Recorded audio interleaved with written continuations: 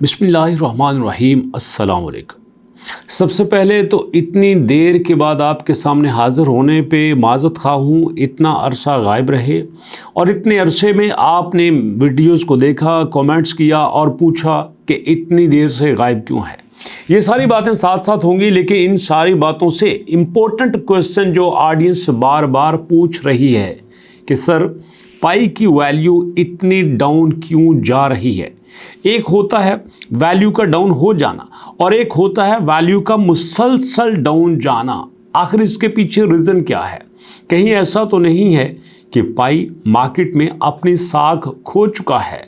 कहीं ऐसा तो नहीं है कि लोगों का ट्रस्ट पाई के ऊपर से ख़त्म होता जा रहा है?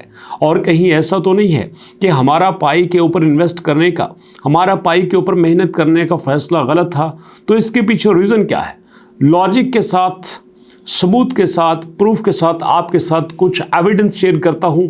उसके बाद आप खुद फैसला करने में बड़े आसानी महसूस करेंगे कि पाई के डाउन होने के पीछे रीज़न क्या है और आइंदा के लिए हमारी क्या स्ट्रैटेजी होनी चाहिए। तो सबसे पहले दोस्तों, पाई का चार्ट मेरे सामने है। ये डे का चार्ट है, 1 2 3 4। ये मुसलसल चौथा दिन है। इसका डाउनफॉल स्टार्ट हुआ था 1.9 से और ये डाउन हुआ था 1.2 तक, और फिर 1.2 के आने के बाद इसने थोड़ा सा बाउंस बैक किया और अब 1.42 पे आके स्टैंड किए हुए है। बल्कि इसने 1.57 तक भी बाउंस बैक किया था। अगरचे ये बात अपनी जगह पे ठीक है कि पाई 1.2 तक आया, 1.57 तक गया, लेकिन ये डाउन क्यों गया? इसके पीछे रीज़न क्या था? दो इसके पीछे मेन रीज़न है जो आपके साथ शेयर करता हूँ। यहाँ पे देखिए, ये हमारे पास कॉइन मार्केट कैप का चार्ट है और इसमें हम देख सकते हैं कि हमारा पाई नंबर 11 पे है। और यहाँ पे दोस्तों आप एक एक करके सारी चीज़ों को देखते जाइएगा। ये हमारे पास है बिटकॉइन। बिटकॉइन पिछले 7 दिन के चार्ट में मुसलसल डाउन जा रहा है। आपका इथेरियम भी डाउन जा रहा है और यूएसडी टीथर के अलावा XRP भी डाउन जा रहा है। हमारा BNB जो बाइनांस का अपना कॉइन है, ये भी डाउन जा रहा है और उसके साथ सोलाना ये भी डाउन जा रहा है। उसके बाद कार्डानो ADA ये भी डाउन जा रहा है। डॉजी कॉइन TRX ये सारे के सारे डाउन जा रहे हैं। अब दोस्तों मज़े की बात ये है कि जितने भी कॉइन डाउनफॉल का शिकार हैं, इनमें से मैक्सिमम कॉइन वो हैं जिसके बारे में ट्रंप जी ने कहा था कि हम इनको अपने US के नेशनल रिजर्व में शामिल करने वाले हैं। बल्कि व्हाइट हाउस के एक एग्जीक्यूटिव ऑर्डर के तहत बिटकॉइन को शामिल भी कर लिया गया है और उसमें ये कहा गया था कि हम बाकियों को भी जल्द ही शामिल कर लेंगे। लेकिन इसके साथ दोस्तों कुछ और भी बातें हैं जो आपके साथ शेयर करना चाहता हूं। स्पेशली बात करते हैं पाई कॉइन की। तो पाई कॉइन को अगर देखा जाए तो उसमें ये भरपूर एविडेंस सामने आ रहे हैं कि 480 मिलियन पाई कॉइन अनलॉक हो चुके हैं। अनलॉक हो के मार्केट में आने की बातें हो रही हैं। तो ऐसी सूरत में अगर इतनी बड़ी ह्यूज अमाउंट में कॉइन मार्केट में अनलॉक कर दिए गए हैं, उनकी सर्कुलेटिंग सप्लाई बढ़ा दी गई है, तो इसका मतलब ये है कि ऐसे माहौल में कीमत का नीचे आना यकीनी होता है। आपको एक और भी प्रूफ यहाँ पे दिखाई देता हूँ। ये देखिए हमारे सामने, ये हमारे पास सेल का चार्ट है और दूसरा ये हमारे पास बाय का चार्ट है। इसको थोड़ा सा और शॉर्ट किए लेते हैं। आपके सामने मैं इसको शॉर्ट करता हूं। आप खुद देख सकते हैं कि इस वक्त सेल की क्या कंडीशंस है और बाय की क्या कंडीशंस हैं। आप इजीली देख सकते हैं, थोड़ा सा जूम करके देख सकते हैं कि यहाँ पे हमारे बाय का ट्रेंड सेल से अभी भी कहीं ज़्यादा है। जी हाँ दोस्तों, ये बात मैं दोबारा करने लगा हूँ कि यहाँ पे हमारे बाय का ट्रेंड अभी भी सेल से कहीं ज़्यादा है। इसका मतलब ये है कि अगर जेन्युइनली देखा जाए तो बाय का ट्रेंड पाई के केस में ज़्यादा देखा जा रहा है, जबकि सेल कम हो रहा है। तो ऐसी सूरत में इसको फौरन से ऊपर जाना चाहिए था, बहुत ऊपर जाना चाहिए था, लेकिन उतनी तेज़ी से ऊपर नहीं जा रहा जितनी तेज़ी से जाना चाहिए था। यहाँ पे अगर आप 4 आवर का चार्ट देखें तो 4 आवर के चार्ट में पिछले 2 घंटे में ये ऊपर जाने की काफ़ी ज़्यादा स्ट्रगल कर रहा है और यहाँ पे कहा जाता है कि अगर वापस आके ये 1.6 के रेजिस्टेंस को तोड़ देता है तो फिर ये 2 को भी बड़ी इजीली क्रॉस कर सकता है।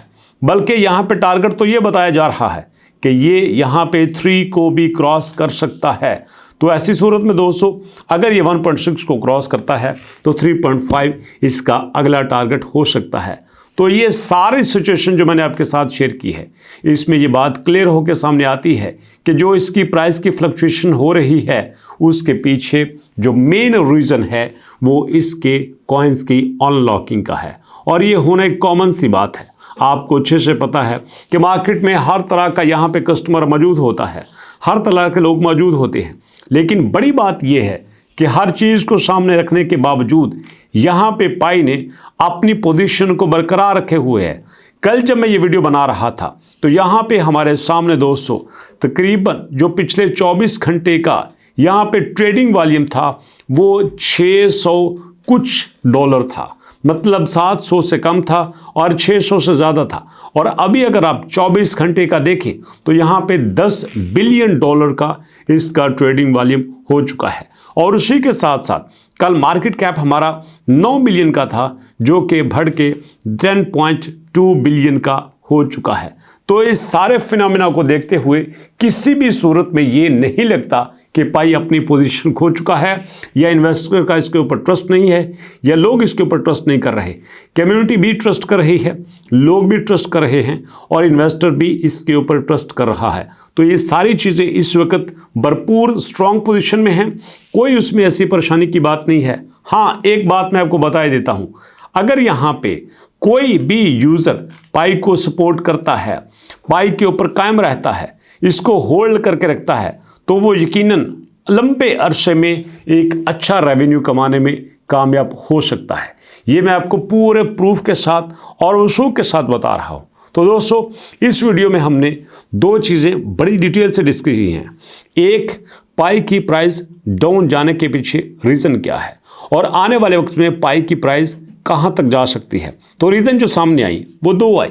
यहाँ पे रीज़न डाउन जाने की ज़्यादा ये हो सकती है कि सेलिंग का प्रेशर बहुत ज़्यादा हो सकता है, लेकिन दोस्तों सेलिंग का प्रेशर इतना ज़्यादा नहीं है, सेलिंग की बजाय बाइंग का प्रेशर ज़्यादा है। लेकिन उसके बावजूद प्राइस उतनी तेज़ी से इसलिए नहीं बढ़ रही कि मार्केट में कुछ कॉइन्स के अनलॉक होने की न्यूज़ आ रही हैं जो कि आ भी चुके हैं, जिसकी वजह से जब वो प्रेशर ख़त्म होगा, जब वो सर्कुलेटिंग होगी, जो वो सर्कुलेट हो चुके हैं, तो उनकी वजह से अब हमें यहाँ पे थोड़ा सा वेट करना पड़ेगा। आप जानते हैं कि पिछले दिनों यहाँ पे 6 बिलियन आता था, अब यहाँ पे 7.2 बिलियन आ रहा है। इसका मतलब ये है कि हमारी सर्कुलेटिंग सप्लाई ज़्यादा हो चुकी है। तो ऐसे में परेशानी की कोई बात नहीं है, with the passage of time सारी चीज़ें क्लियर हो जाएंगी और इंशाल्लाह आप यहाँ पे पाई की एक अच्छी प्राइस देखेंगे। और जिन लोगों ने पाई को 1.2 पे भी बाई कर लिया था वो यकीनन पहले से ज़्यादा बेनिफिट कमाएंगे। बल्कि मैं तो ये कहता हूँ कि जो ट्रू पाई के लवर हैं वो तो वेट करते हैं कि कब पाई थोड़ा सा नीचे आए और हम अपने खजाने में पाई की थोड़ी सी वैल्यू का इजाफा कर सकें, क्वांटिटी का इजाफा कर सकें। तो दोस्तों अभी तक यही अपडेट थी, आपको कैसी लगी अपना फीडबैक जरूर दीजिएगा। मुलाकात होगी इंशाल्लाह नेक्स्ट वीडियो में, तब तक के लिए अल्लाह की अमान।